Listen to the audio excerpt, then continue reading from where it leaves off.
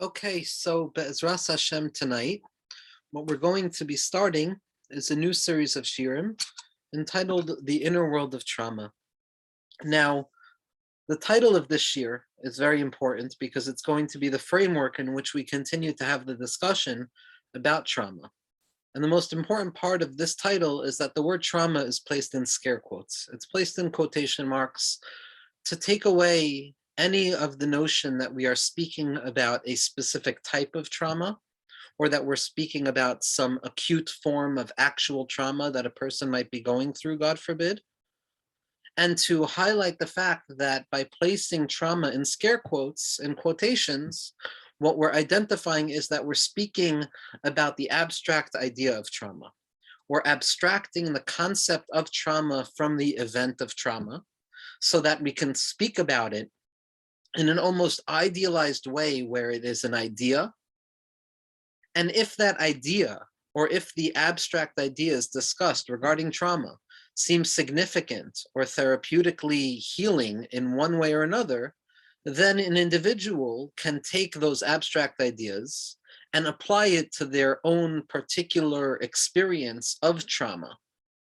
But to speak in a generalized way, especially as a shir, about the specifics of trauma or about an actual event of trauma that a person might be going through would not only be crude, but it would also be unethical, because one of the marks of an actual traumatic event is on a certain level the unbearability of it, as well as the residual effects which are unbearable.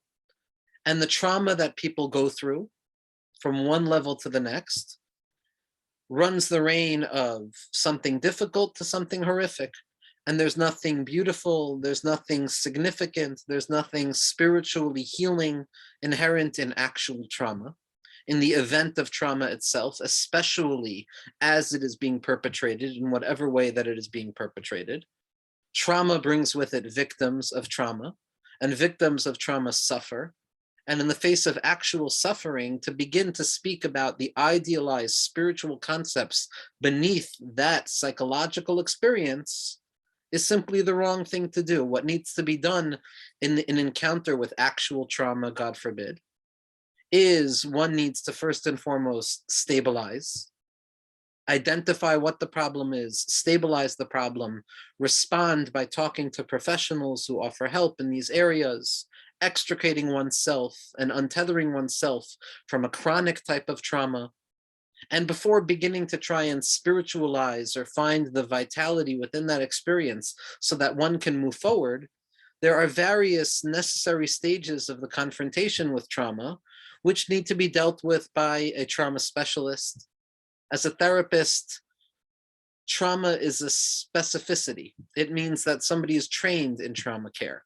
And trauma brings with it its own vicissitudes, its own difficulties, as well as its own treatment modalities. There is literature on trauma, there are workshops on trauma, but the actual event of trauma and the actual after effects or aftershocks of trauma, or the post-traumatic stress disorder that an individual might be experiencing, it's not necessarily the time for Torah. It's not necessarily the time for a machshava about those ideas, but rather the ikar over there is the maisa. It comes to dealing with it head on in the way that an individual is capable of dealing with it. So by no means should any of the conversations that we have or any of the thoughts that we contemplate in this series of shirim about the inner world of trauma be taken as minimizing or spiritualizing or romanticizing the events of actual trauma, which include human suffering, God forbid, and the symptoms that emerge therein, or being caught up in the ungodly, hellish type of experience of the concealment of trauma and the hiddenness of trauma and the repression of trauma, whether by the perpetrator or by the individual who is traumatized, which is a deeper type of illness prior to the individual being capable of addressing what the traumatic event was. And if anybody who is listening to these classes feels that there is something actual going on in terms of an actual trauma that is either chronic or continuing, the most important thing to do is to contact somebody that you trust, to contact a psychotherapeutic professional, to bring it to somebody who is capable of helping find the tools or the mechanisms capable enough to deal with that problem. So that's the first public service announcement. We are not talking about actual trauma. We are not talking about an individual who has actually been traumatized or being traumatized in real time. This is not meant to be a therapeutic model that can be applied to those experiences. But what we are talking about is a thematic, is a process, is a theory in which we can look at the concept of trauma, in which we can reflect on traumas that may have happened on a collective level, or reflect on traumas in our own particular lives that have already been worked through, that these ideas, as gleaned from the writings of our tzaddikim and filtered through in my own humble interpretation, can be seen as a therapeutic way of looking. They're not necessarily therapeutic tools that a person can use in confrontation with trauma, but it is an outlook. It is a theoretical position that one can take towards the concept and the existence of trauma that, in my humble opinion, when looked at through this lens, offers therapeutic relief. This is by no means validating trauma or claiming that trauma is necessary, but it's a vision into a worldview that sees trauma as part of life and that sees the trauma as something that can't be ignored, that can't be pushed away, that can't be relegated to some symptom of an unfair life, but rather at the heart of Yiddishkeit, at the heart of Panemius Torah, there is a trauma written in quotation marks that is ever present and affects all individuals. So aside from the therapeutic possibility that insight can help with, that by adapting a new vision towards what trauma means at its core, I might be able to look back at the events or the symptoms of actual trauma with eyes of renewal, with eyes of redemption, not, God forbid, negating the negativity, but like we've spoken about so often, viewing the negativity through a new lens, which allows us to elevate that brokenness into a place of rectification, something referred to as sweetening the judgments in their root. There's a second benefit that we gain by talking about trauma in this way.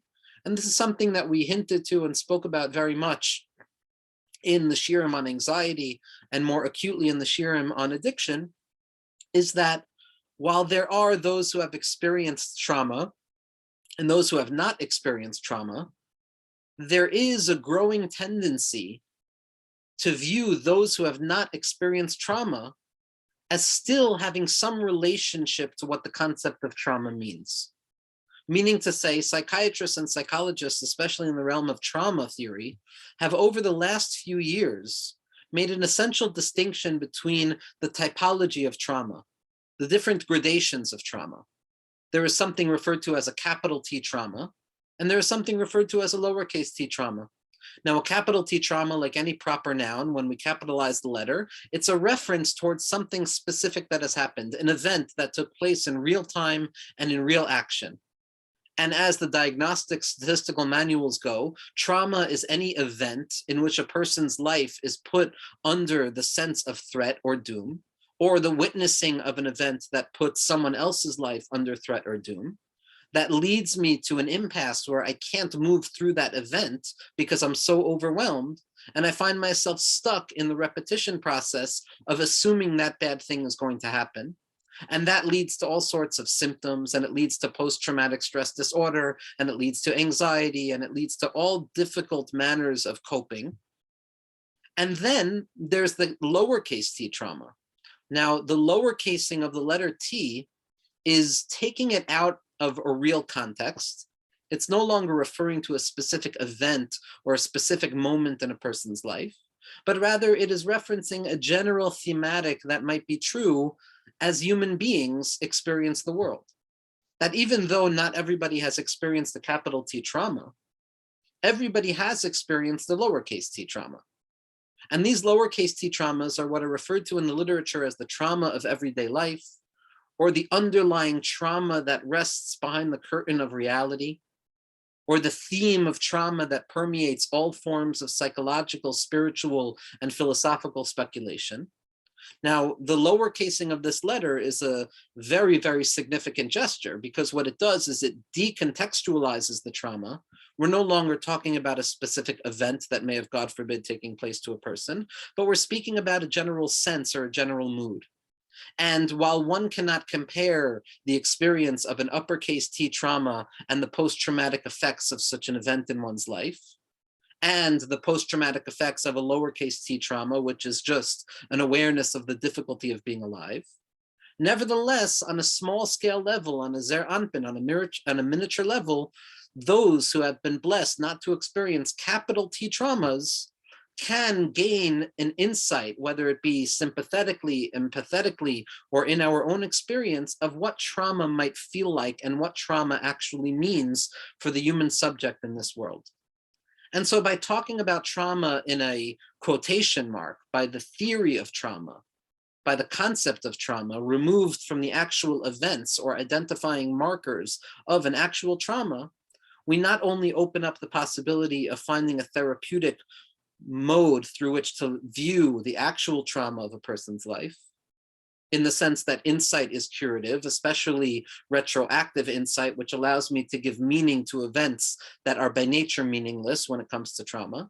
What it also does is it allows us to expand the palace of trauma so that it's not only those who have experienced the capital T trauma who have access into the possibility of growth and light that comes from such a breakdown, but it expands it and it can be applied to everybody now, that on a certain level, everybody is aware of a lowercase T trauma is, as we're going to see.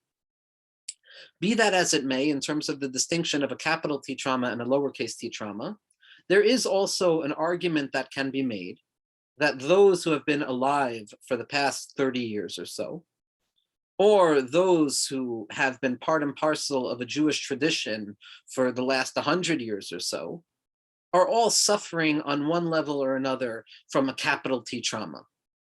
Because what we've come to understand in the theory of trauma, especially with the burgeoning field of the studies of epigenetic and transgenerational trauma, where the trauma of one generation affects the future generations, in spite of the fact that there's no actual connection to the real hardcore event of the trauma, it's reasonable to say that we live in a post-traumatic world, or that our conception of Yiddishkeit from a certain moment and onwards is, on a certain level, a post-traumatic Yiddishkeit. A grappling with the Torah, a grappling with meaning, a grappling with a sense of purpose in this world that is not born out of an even playing field of calm and cool, collected easiness, but rather it is born in the crucible of suffering, that the Jewish people and the world at large have been forced to create meaning once again out of the breakdown of meaning, out of that capital T trauma that took place, that which happened to the Jewish people, that which happened to the world at large. Those traumas of war and exile and Holocaust, those traumas on a certain level dictate that any growth outwards from that moment in history can consider itself on a certain level a post-traumatic response to life. And it's this perception that we're going to be utilizing in our discussions over trauma. Because when it comes to understanding trauma, one of the most essential things that we're going to have to open our minds up to is the relative nature of trauma. That everything is dependent on the perspective, on the individual experiencing the event, which might be referred to as trauma. Because as we're going to see, trauma is any event that comes along and shatters the status quo. Prior to the event, I expected things to go one way. The event emerges and it shatters my conception of how things should go. And the post result of that traumatic event is trying to figure out what to do now once my conception of life and my conception of stability has been shattered. And so each and every person, in accordance with their conception of normalcy, with their conception of the status quo of human life, so too is going to be what is considered traumatic for that individual. For if a person who has grown up in a war-torn country hears gunshots at night, that's not going to be considered traumatic because there's nothing surprising about that. It's something that is expected. It's something that one has come to assume as part of the fabric of life. It might be frightening, it might be overwhelming, but it's not going to be traumatic because it's not going to be a sudden tear or a sudden wound that appears in something that was previously whole. But if I grow up in a community where gunshots are not something that I experience, somebody shooting a gun and me hearing it is going to be considered traumatic. So we can have, based on the relative positioning of an individual in accordance with their upbringing and what they're used to, very much in line with how Rav Dessler describes the relative positioning of free will. For one person, an event can be considered traumatic because it is a surprising tearing of what I've expected. And for another person, that very same event can be considered normal and not traumatic because they've come to expect it. And so just like anything in Yahadus, just like anything in Kedusha, just like anything in terms of the psycho-spiritual life of an individual, it must be seen through the individual lens of my own subjective experience. So too, when it comes to our relationship with the concept of trauma, each and every person has to see this sugya through the lens of their own mind, their own heart, and their own experience. And as the Zohar HaKadosh tells us, based on the Pasuk in Mishlei, something that we speak about very often, that Noida B'Sharim Bala, that God is known in the hearts of each and every individual, Noida L'chol Chad V'Chad L'fum Shiur Dilei, that each person is going to grasp God according to the conjecture of their own heart. What that means to say is that our grasp of God is subjective, and so too our grasp of experience, and so too our grasp of bechira or addiction or anxiety or joy, and all the more so when it comes to trauma, which is in and of itself already a subjectivized experience. So what is traumatic for one person is not traumatic for the other person. What is traumatic for the other person is not traumatic for one person. And it's nobody's right to claim that one person's experience is not traumatic or that one person's experience is more traumatic. Each and every person, in accordance with their understanding, when it comes to understanding the presence of trauma in their lives, it's going to be lefi their own eyes and the conjecture of their own heart. Now, when it comes to talking about trauma, when it comes to talking about an event that shatters open what I have come to expect, that breaks apart the stability that I have come to assume is present in my life, and that after the event fades away, I am left grappling and reeling with a sense of what happens now. From whence will my stability come? Where will that ground emerge from again, that I can step forward again into life? Each and every person has to find their starting point with regards to the sugya of trauma. Some of us are aware of the event itself. Some of us are aware of the after effects. Some of us have a strange vision of what the trauma may have been, lowercase t or capital T. But suffice it to say, each and every person has to dig deep to find that point of contact with this sugya of a lowercase t trauma, or trauma written in quotations, which implies the awareness that at a certain point something broke. At a certain point something shattered. At a certain point something tore apart. And after that event, after that happened, we are left trying to sew things back together. We are left trying to find our footing again. That in the perspective of a post-traumatic theology, of a post-traumatic spirituality, one is always trying to catch up. One is always trying to protect themselves against some unseen threat that one feels can come again and emerge again to tear asunder the comfort that I have found for myself.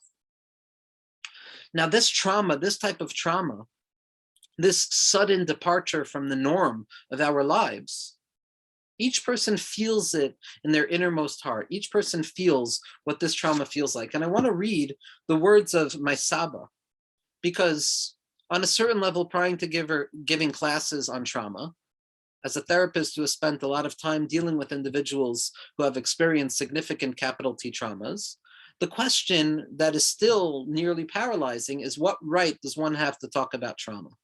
What right does one have to open their mouths about this question of all questions, about the breaking that gives birth to all of the difficulty, and as we're going to see, all of the power that a person can experience in their lives? And my Saba, Rav Yisrael Rosenfeld, Rav Yisrael ben David, Zchus Yagan Aleinu, who was a remarkable individual, who was a tzaddik, who came from Chust, who was a Satmar Chassid before the war, went through hell in Auschwitz and escaped and discovered life afterwards.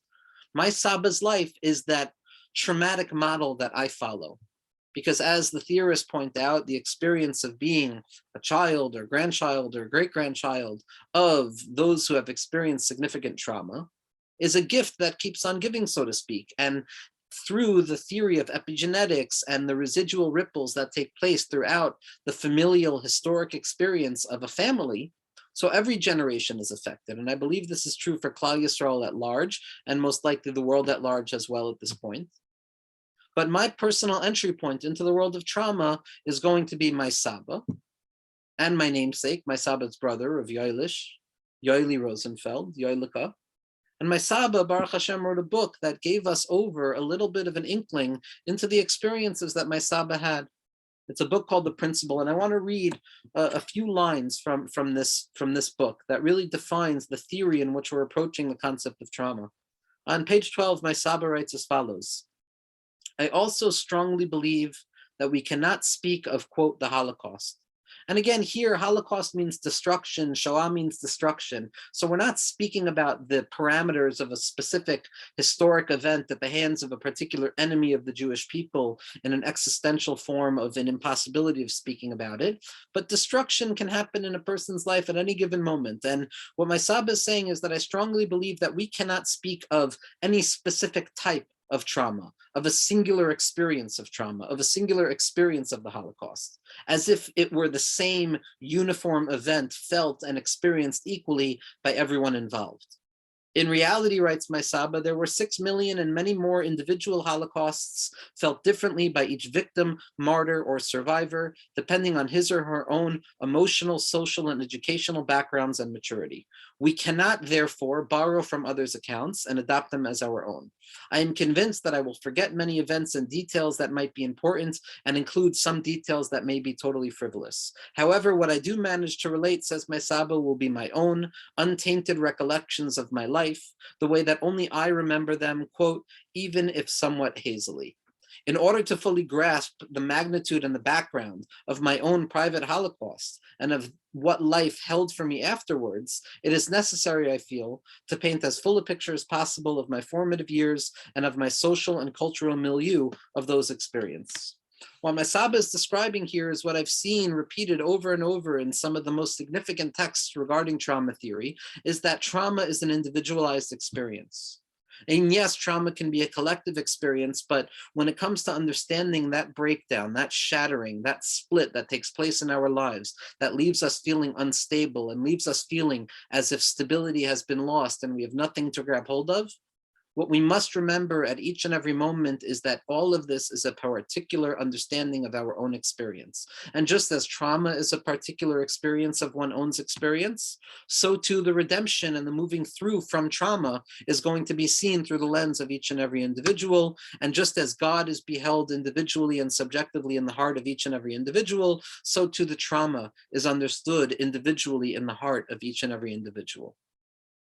When we speak about the collective nature of trauma, thankfully the Torah HaKadosha, the Holy Torah, and our spiritual path ahead of us is not surprised by the conversation with regards to trauma, because on a certain level, especially as understood by the Mekubalim, by the Baalei Chasidus, by the Gra and his Talmidim, by the Rashash and the Ramchal and all of the Tzaddikim Amitim, on a certain level, the Torah given to us is a post-traumatic Torah. We know that in truth, the Torah that we rightfully deserve is a Torah of something called the Torah of Atzilus, a supernal Torah removed from any of the confines or limitations of human experience and the vicissitudes of what it means to be human. But as the result of our frailty and our natural human deficiency, which is not a deficient aspect of us, but rather a constitutive element of what it means to be a human being, Adam HaRishon and Chava partook of the Chet of the Eitz Hadas, engaged in the first trauma after the trauma of creation, thereby taking existence down from its rightful place of calmness and collected clearness, and it has brought it down into a state of concealment and separation. And Bereshis, that Tzaddikim point out, is already from a language of bara, which means bar, which means something that is outside the original site. That the Torah itself is something referred to as Torah of Bria. It's a Torah of creation. It's not the essential Torah. Now, the fact that it's not the essential Torah does not take away one iota of the fact that it's the Torah Shel Moshe and Moshe Emes, the Saraso Emes, and that not one letter of the Torah can be changed and not one letter of the Torah will be changed. But what it means in accordance with our tzaddikim is the way we see the Torah is already a Torah of Bria, a Torah of creation, which is one step removed from the Torah of Atzilus, from the Torah of clarity. Which means to say that the Torah, as we understand it, is a response to the fall, to the difficulty that human beings find themselves in. And therefore, the entirety of our Torah can be seen on a certain level as a means to grappling with the question of trauma. How do we find God in a world after the Chet of the Eitz Hadas? Or better, how do we find God in a world after the Tzimtzum? Or how do we find order in the world after the shattering of the vessels? There is always a preceding trauma that takes place prior to human awareness. Now, trauma doesn't mean a negative event by definition. Trauma means that it is something that is so overwhelming to the mind and to the senses that I go into a state of psychological shock and I cannot process the information as it is happening in real time. And as we're going to see, these events are defined very clearly by the Mikubalim and the Bali Panemius in terms of the shattering of the vessels and the original contraction of the divine light for the sake of the creation of the world. But suffice it to say that what we find in our Torah is a reaction to darkness and trying to find the light within the darkness. Bereshis bara Elokim es hashamayim ve'es haaretz. God creates the world. V'haaretz ha'isa tohu v'vohu. The first entry point into the Torah is the tohu vavohu, the chaos and the disorder and the wonderment and the confusion, as the tzaddikim point out. What tohu means, it means that I'm forced into a state of questioning. I no longer know what is stable anymore. We live in a world that is by definition unstable. That HaKadosh Baruch Hu creates stability in the world, which by definition forces us to minimize our absolute belief in the stability that allows us to rest assuredly in our lives. So by a certain spiritual marker, we're always aware of the fact that things can fall apart and things might be different in the next moment, which is the definition of trauma. And we say in Birchas HaShachar, in the morning blessings, Rokeh ha'aretz al hamayim, that the earth, the firmament, the firmness of the ground, the stability of the ground is not as stable as we think it is. It is built and spread out upon the water, meaning to say that any step that we take, the ground can give out and reveal the instability of all things. And every moment that we live in a state of tikkun, or rectification, or order, we stand at the ready to be prepared to find ourselves in a state of tohu once again. And so the conscious awareness that is cultivated in Panemius HaTorah is on a certain level that we emerge from a previous traumatic event, and we stand in the possibility of descending back down into that traumatic event. And on a certain level, the psychological byproduct of such an awareness is that as Jews in contemplation of the Torah, what we need to learn to do is find comfort within the instability of all things, and to find the secret of calmness and faith and stability within the possibility of trauma, whether it be the memory of trauma, whether it be the presence of trauma, or whether it be the anticipation of trauma. The Jewish mindset, the psycho-spiritual event of what we have to try and grapple with is how to find calmness and stability in a world that is by definition unstable and chaotic. And what we're going to find is that our tzaddikim really, really give us a keen insight to this. What we're going to see in the theory, again, aside from the therapeutic texts that I've read, the theory that we're going to be utilizing in most of these classes is going to be based on the writings of the Leshem Shua V'Chaloma, on the writings of the tzaddikim of Ishbitz and Radzin, on the writings of the Baal Shem Tov and his Talmidim, the Gra and his Talmidim, the tzaddikim in our generation, Rav Yitzchak Meyer Morgenstern Shlita, the Baal HaSulam, Rav Shagar, Rav Froman, and different tzaddikim who came to teach us a post-traumatic Torah. They came to teach us, what does it mean to live in the world of shattered vessels? What does it mean to live in a world where so much has gone wrong? Where sometimes there were events in our lives that were so unfair and undeserved, yet nevertheless, our sense of stability was taken from us. Our sense of stability was forced to stutter and fall apart at an early point. And what does it mean not to run away from trauma, not to live in a world of repression of trauma, which thankfully the Jewish people and the world at large is moving out of? But as we move out of the repression and the ignorance of trauma, what we find ourselves in is the pain of trauma, is the awareness and the suffering that comes with trauma. And like we said, each and every person has to find their own therapeutic path.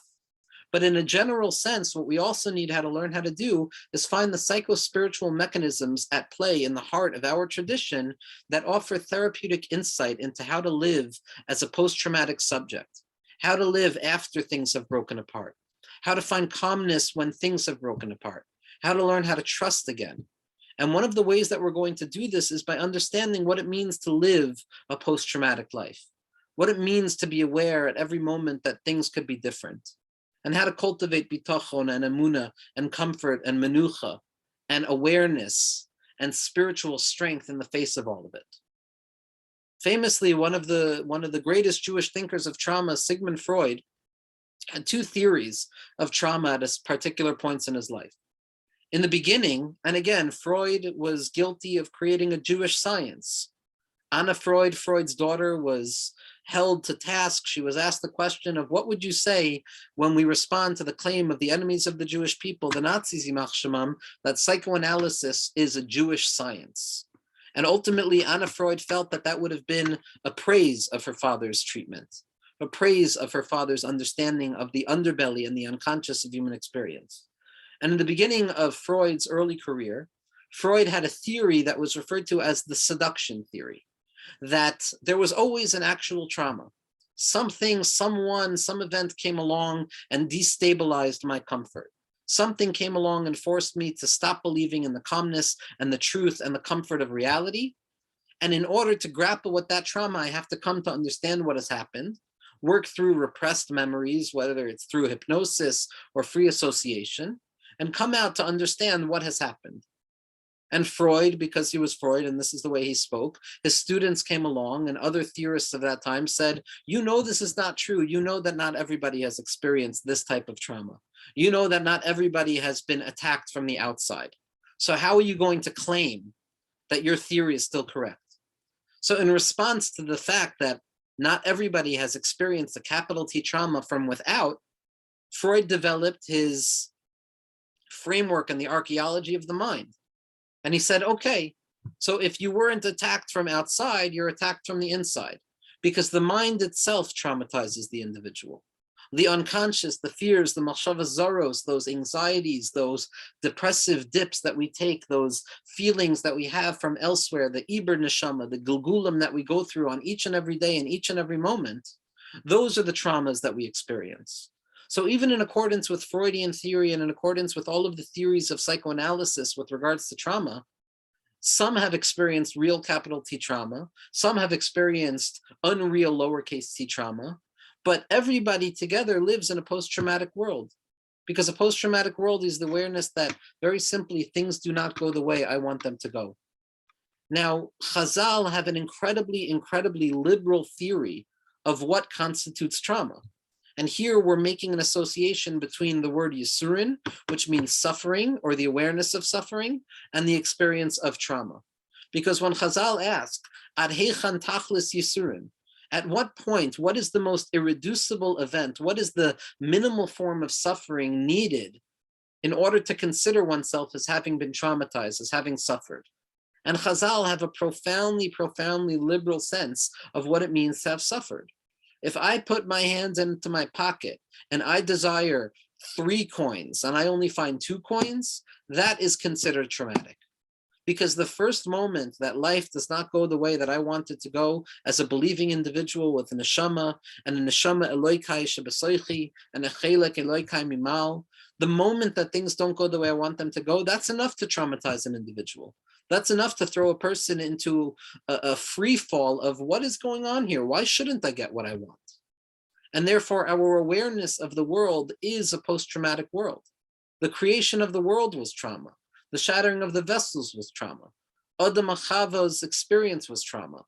The tzaddikim point out, based on the Zohar HaKadosh, that being born is trauma, and that the scream of the child in infancy at the state of birth is a scream that reverberates throughout the annals of history.